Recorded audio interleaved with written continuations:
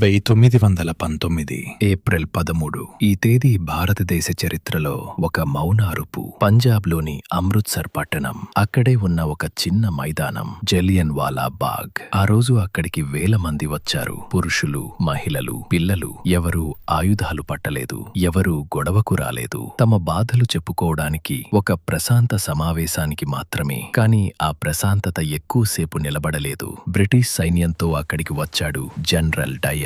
ఎలాంటి హెచ్చరిక లేకుండా, తప్పించుకునే దారి ఇవ్వకుండా తుపాకులు కాల్చమని ఆదేశించాడు. ఒక్కసారిగా మోగిన గోలీల శబ్దం, పరుగులు, కేకలు, తల్లులు పిల్లలను కాపాడే ప్రయత్నం, గోడల మధ్య చిక్కుకుని పడిపోయిన అమాయకులు. ఆ మైదానం రక్తంతో నిండిపోయింది. భూమి మౌనంగా చూసింది, ఆకాశం కూడా తల వంచింది. ఈ సంఘటన కేవలం ఒక ఊచకోత కాదు, ఇది భారతదేశాన్ని మేల్కొల్పిన అగ్ని. ఆ రోజు తర్వాత భయం తగ్గింది, ఆగ్రహం పెరిగింది.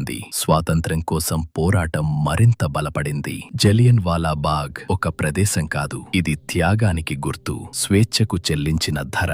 ఈ రోజు మనం స్వేచ్ఛగా మాట్లాడుతున్నామంటే, స్వేచ్ఛగా జీవిస్తున్నామంటే ఆ రోజు ప్రాణాలు అర్పించిన వాళ్లే కారణం. వాళ్ల త్యాగాన్ని మనం ఎప్పటికీ మర్చిపోకూడదు. వాళ్ల స్మృతికి నివాళిగా భారతదేశ గర్వంగా నిలబడాలి. జై హింద్.